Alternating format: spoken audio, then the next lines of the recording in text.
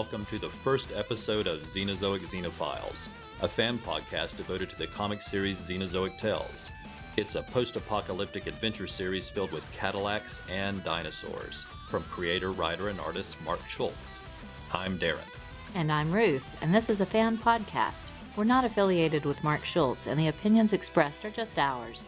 We're doing this podcast simply because we enjoy reading and talking about the worlds of Xenozoic Tales created by Mark Schultz. You're probably wondering a little about our title. Xenozoic is an obvious choice, being part of the title of the series. And just to break down the word, Xeno is defined as something that is strange, different, or foreign, while Zoic refers to a geological period of time. So Xenozoic basically means strange era or strange age. And xenophile is someone who is interested in foreign lands and foreign cultures. That word describes us because we're definitely interested in the foreign lands and cultures in Xenozoic Tales. Of course, many of you might be more familiar with this series under the title Cadillacs and Dinosaurs, as it has occasionally been called. The original series, created, written, and primarily illustrated by Mark Schultz, started as a backup story in the pages of the anthology series Death Rattle No. 8 in 1986, and then ran under the title Xenozoic Tales for 14 issues from 1987 to 1996. All of those issues were published in black and white by Kitchen Sink Press. A loyal fan base grew up around the title, and it attracted some mainstream attention in the early and mid-90s. That led to the first 6 issues of the black and white series being reprinted in color by Marvel's Epic Comics in the early 90s. For those reprints, they used the title Cadillacs and Dinosaurs. That was followed by 3 3-issue miniseries, also using the title Cadillacs and Dinosaurs, that were published by Topps Comics in the mid-1990s. Those issues from Topps were not written or illustrated by Mark Schultz. Instead, they were primarily written by Roy Thomas, working with various artists. There was also a Cadillacs and Dinosaurs computer game in the early 90s that we used to play at the time and was lots of fun. And there was an excellent Saturday morning animated series, again using the title Cadillacs and Dinosaurs, that ran for a single season of 13 episodes in 1993. It was quite a faithful adaptation of the comic, and we highly recommend it. While it hasn't been released on DVD, it is available from digital services like Amazon Video. There were even action figures and a toy Cadillac released to tie in with the animated series.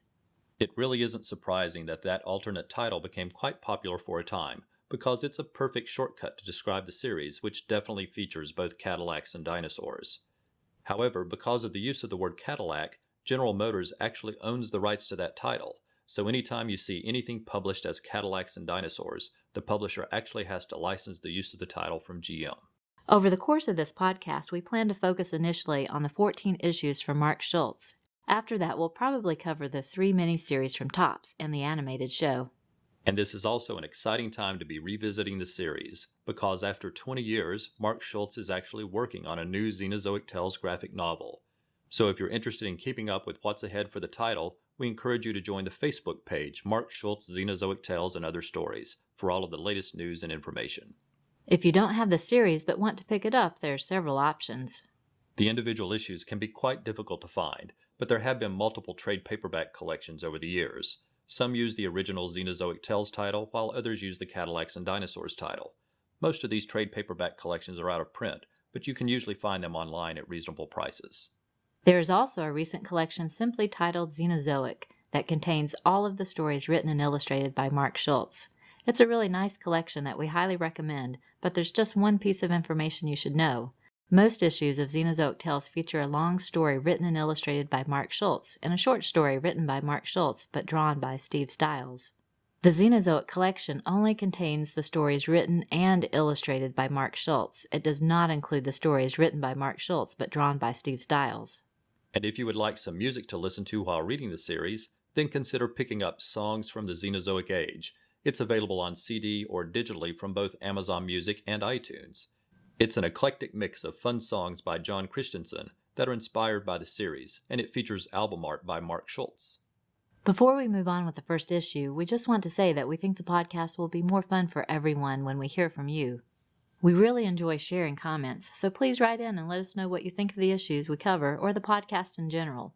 We'll provide our email address and other ways to contact us at the end of the episode. Also, if you enjoy the show, please consider checking out our other podcasts that are available on iTunes, Stitcher, and at podbean.com. Trekker Talk is a fan podcast devoted to the adventures of 23rd century bounty hunter Mercy St. Clair from the pages of the sci-fi comic Trekker by creator, writer, and artist Ron Randall. And Warlord Worlds is a fan podcast devoted to the comic creations of writer and artist Mike Grell, including Warlord, John Sable, and Green Arrow. With the addition of this podcast, we are now covering the trifecta of our 3 favorite comic creators. Their stories are filled with adventure and interesting characters, and their art is vibrant and dynamic. So we hope you'll try out both Trekker Talk and Warlord Worlds as well. But for now, let's jump into our first issue. Xenozoic Tales, number 1, February 1987. Editor, Dave Schreiner. Letters, Denise Prowl. Publisher, Dennis Kitchen. Original cover colors, Peter Poplawski. Reprint edition, cover colors by Denise Prowl. Interior colors by Ray Fehrenbach, Michael Newell, and Randall Brandt.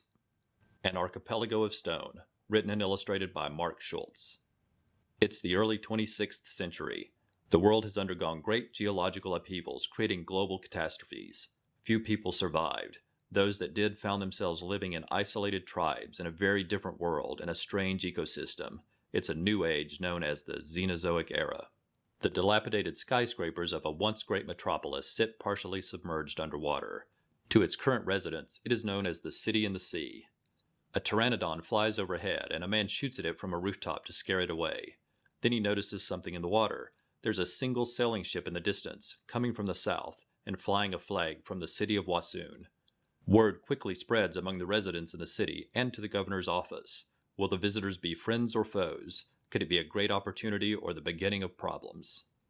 A small group of men sit in a dark bar, whispering among themselves. They assume the coming visitors are hunting for them because they were poaching in the area and killed a Wassoon patrol. They devise a plan to kill the visitors as they arrive in the harbor. The bartender overhears and tells another man to get a message to Cadillac. A motorboat leaves dock and races toward what looks like an abandoned factory on an island in the distance. But it is in fact the garage of Cadillac Jack Tenrick, one of the few individuals who has learned how to repair and operate some of the technology from a much earlier age. The informant finds Jack working on his signature Cadillac and tells him about the plan. The men involved are known poachers, including Wrench Terhune. Jack is familiar with the Terhune family and knows they're always trouble. But Jack wants to know why they didn't tell the governor. He's a mechanic and a guide, not a cop. But the reply is that he's objective and gets things done and is respected in the city. Jack sends word that he needs Hermes for backup, and then he leaves for the harbor. He knows there'll be a sniper in the skyscraper with the best view of the dock, and he begins to climb up the building. The Wassoon ship arrives in the harbor, and a small boat disembarks carrying 4 oarsmen and a beautiful woman. The woman steps onto the dock and is greeted by the governing council of the City in the Sea. She introduces herself as Hannah Dundee, ambassador of the Wassoon tribe of the Tidal Flats. Jack sees a rifle in the window and sneaks along a ledge into position and jumps through the window. But it's a decoy, and Jack finds himself staring at the barrel of a pistol. Jack flips a window shade, and bright sunlight fills the room, blinding Terhune. He fires his gun, grazing Jack. Just then, a dinosaur crashes through the door and clamps its jaws down over Terhune's head. It's Hermes, a juvenile Allosaurus Jack has raised from birth. Hermes whips its head to the side, and the body of Terhune flies through the window, crashing far below onto the dock in front of the council members and the ambassador. Jack makes his way down to the dock, where Hannah Dundee sarcastically asks if he always handles his business with such finesse. She then announces she'll be staying for a while in the hopes of building better relations and cooperation between their 2 cities. As she walks away, she and Jack try to discreetly look at each other, but when they make eye contact, both immediately stomp off in embarrassment. This is a perfect introduction to the world of Xenozoic Tales. You get all of the introductory information you need in a quick 12-page story. We meet the 2 main characters of Jack Tenrick and Hannah Dundee, and learn just enough about both of them for the stories ahead. Plus, we understand this is set in the distant future, after a great cataclysm, but somehow dinosaurs from the distant past have returned. It's an intriguing introduction to an intriguing series. We have 2 covers to discuss.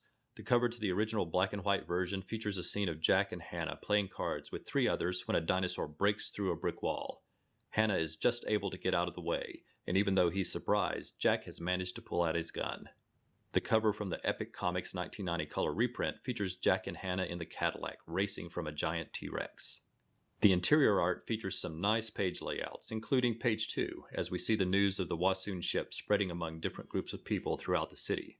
And my favorite pages from this particular story include the aerial views of the city on page 1, the distant image of Jack's garage on the nearby island on page 4, and the view of the harbor as Hannah's ship arrives on page 6 is another favorite. Superman, Blue Beetle, Captain Marvel, Firestorm, the Crimson Avenger, Batman, Halo, Guy Gardner, the Sandman, Shadow Lass, Dollman, the Star-Spangled Kid, the Flash, the Phantom Stranger, Power Girl, Hawkman, Fury, the Challengers of the Unknown, Nightwing, the Whip, Johnny Thunder, the Suicide Squad, Deadman, the Spectre, Warlord, Amazing Man, Hourman, Adam Strange, Dr. Occult, the Doom Patrol, Captain Comet, Creep, Green Lantern, Uncle Sam, the Guardian, Batgirl, Dr. Mid, Jonah Hex, Black Con, the Manhunter, the Guardians of the Floronic, Blue Devil, Dr. Fate, the Legion of Super, the Secret Origins Podcast, covering every issue of DC's Secret Origins comic from the 1980s. Hosted by Ryan Daly and a multitude of guests from the podcast and blogging community. Secret Origins Podcast. Find it on iTunes, Stitcher Radio, and at fireandwaterpodcast.com.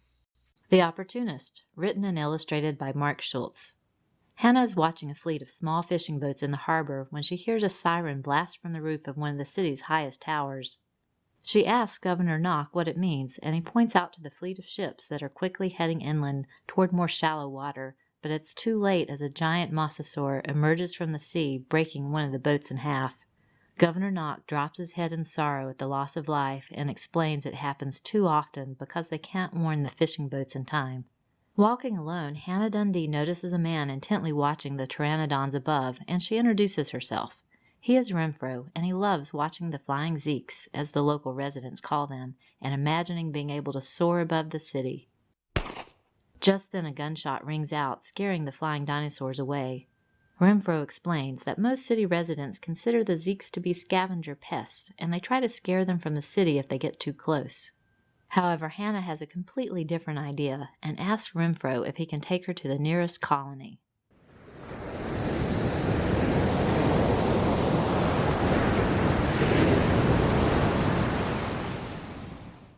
Renfro guides a small boat on the open sea until they reach the colony. Hannah opens a large barrel of fish that she has brought along and begins tossing fish into the air for the Zeeks to catch. She then has Renfro guide the boat back to the city as she continues to toss fish into the air, keeping a handful of Zeeks following them. Docking back in the city, Renfro runs up the stairs of one of the skyscrapers to the rooftop, where Hannah has set aside another barrel of fish. He starts tossing the fish to the Zeeks until they begin to settle and nest on the roof of the building. The governor and council appear on site and demand to know why they've lured these parasites into the city, and he points to the harbor where the Zeeks are harassing the fishing fleet. Just then, Hannah notices the Zeeks turn and fly away from the fleet, and she calls out for them to sound the alarm. At the sound of the alarm, the fishing boats quickly turn back into the shallow waters of the harbor, just in time to avoid the mosasaur. Hannah explains that the Zeeks can sense danger long before humans can see danger, thus giving the fishing boats more time to make it to the safer shallow waters. Hannah gets her time in the limelight here with a story that clearly illustrates to the governing council just how she can help the city. Renfro makes a fun sidekick for the story with his daydreaming nature and willingness to do whatever Hannah says. The mosasaur is illustrated well. It is really frightening, and the small fishing boats look fragile in comparison. I especially like the scenes of the fishing boats, and the colony of Zeeks was stunning. I also like the scene of the boat with Hannah and Renfro pulling up beside the skyscraper near the end of the story. It's a really moody-looking panel with lots of shadows and knotted roots climbing up the side of the building. This is an imaginary podcast, which may never have happened. The Shortbox Showcase. But then again may have. About a father and daughter. I'm Professor Allen. And I'm Emily. Who came from Ohio and talked about comics. Walking Dead. Tintin. Black Lightning. White Tiger. It tells of their rise to glory, when the great guests were yet to be booked. Let's put it this way, Shogun Warriors wasn't going to win any Eisners. And the great feats of editing not yet performed. And this is Ultra 7, this is Ultraman Jack, and this Ultraman Taro, and this Ultraman Leo, and this of how they spoke at length. This continuity is really the brainchild of nitpicking nerds the world over. But to be fair, the best kind of confession is The Force Confession. and reviewed in brief tales that explore creatively the bounds of a given character's history, Red Sun is wonderful with a very strange ending. of brilliant creators before their fall from grace. This is the era where Miller is at the height of his creative and artistic powers, and the ability of strong writing to encapsulate and transcend its time. Flash of Two Earths by Gardner Fox. This is an imaginary podcast. Aren't they all? Shortbox Showcase is part of the Relatively Geeky family of podcasts. Check us out on the web at relativelygeekypodcast.blogspot.com or search in iTunes for Relatively Geeky or Shortbox Showcase. And remember, we're not experts. We're just family. Law of the Land, written and illustrated by Mark Schultz. Our story opens in Jack Tenrick's garage.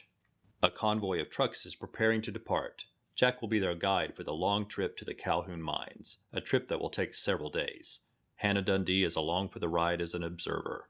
Several of the men have come armed with rifles, and Jack laughs as he points out that a charging dinosaur will ignore their puny guns and eat them, their guns, and their bullets. Then he pauses in front of Clough, who is carrying a seriously powerful rifle. Jack warns him that they only kill to survive on the trip. There will be no hunting for sport or profit. The first night they stop to camp, Clough sneaks off alone into the tall grass of the savannah. As he raises his rifle toward a horned dinosaur in the distance, Jack grabs him by the shoulder and says, "Didn't I make myself clear?" Clough doesn't understand why Jack wouldn't want to kill the creature since its horns are worth a small fortune. Back in camp, Hannah asks Kurgo what's up with Jack, and he explains that Jack considers himself a caretaker of the land and the animals. At camp the second night, Jack overhears gunshots and knows it will be Clough. Jack rushes into the forest and finds Clough standing over the dead carcasses of an adult dinosaur and 2 young juveniles. Jack punches him and tells him it's his last warning. Hannah is upset by the way Jack handles the situation, but Kurgo tries to explain that Jack really is a very fair man. At camp the next night, Hannah notices Jack near the rifles during dinner, but doesn't think anything of it.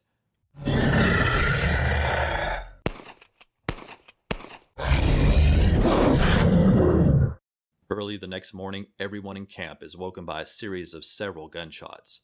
Jack and Hannah both grab rifles and race toward the sound, and find a giant cave bear standing over the mauled body of Clough. The bear turns into the forest, and Hannah rushes to check on Clough, but she finds he is already dead. She examines the many bullet casings laying on the ground near his body. Then she points to Jack and says, "His gun was loaded with blanks, and you were near his gun last night. Why didn't you just shoot him yourself?" Jack replies, "I gave him a choice.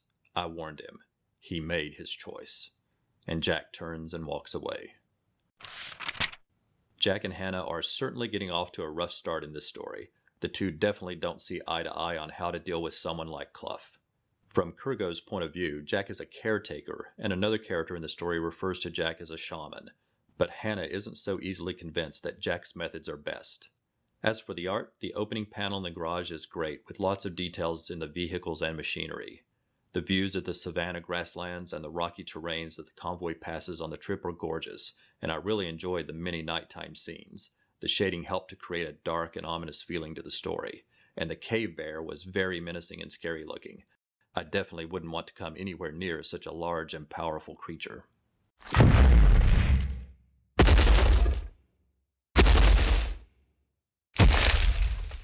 Let's talk a bit about who's who and what's what in Xenozoic Tales. This is the 26th century, long after a series of geological cataclysms. What is known as the City in the Sea in these stories is the island of Manhattan that is now partially submerged in the ocean, while the city of Wassoon was Washington, D.C. Jack Tenrick is an old-blood mechanic, one of the few people who has learned how to repair the many machines left over from the distant past. While he can be gruff at times, he is more respected by residents than the governors who run the city. Hannah Dundee is a scientist and ambassador from Wassoon who has come to the City in the Sea in the hopes of building cooperation between the two cities. Hermes is a juvenile Allosaurus, or cutter, that Jack raised after its mother was killed by poachers. Hermes can be vicious to others, but is gentle with Jack. Kurgo is an older friend of Jack's who's trying, without much success, to convince Hannah that Jack's heart is in the right place.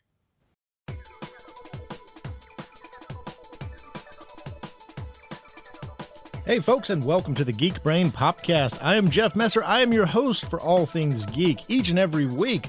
Check us out on iTunes. Check us out on our main website, 880therevolution.com. That's where I work as a radio host 5 days a week. But I can't wait to get my geek on each and every week as we share stories from the world of geek. Movies, TV, comic books. Hey, you know, comic books. The source material. We have great discussions plus interviews. And I'm not ashamed to let people know that my geek flag is flying high. I'm very proud to be a geek. I'm a lifelong fan of comics, of science fiction. I'm a Star Wars kid. I'm a big fan of DC, Marvel, you name it. We cover everything you can think of and a little bit more. From The Walking Dead to Star Wars to Star Trek, Doctor Who, comic books, DC, Marvel, Batman, Superman, Iron Man, you name it, we cover it. And if you have any suggestions, please send them our way. Check us out on Facebook, the Geek Brain Popcast. You can comment there and follow our antics. Plus, tune in each and every week as we go deep into the geek, right here at the Geek Brain Popcast, where geeks have finally inherited the earth.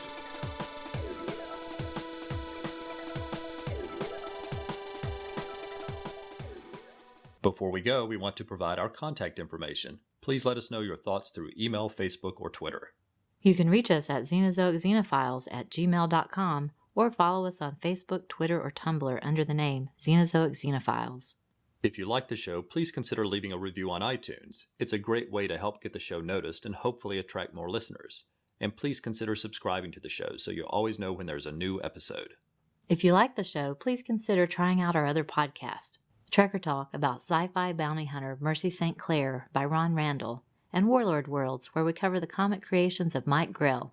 In our opinions, these three creators are master storytellers and artists, and we're always happy to talk about their work and hear what others have to say. Thanks for listening, and we hope you will come back next time for another new episode of Xenozoic Xenophiles.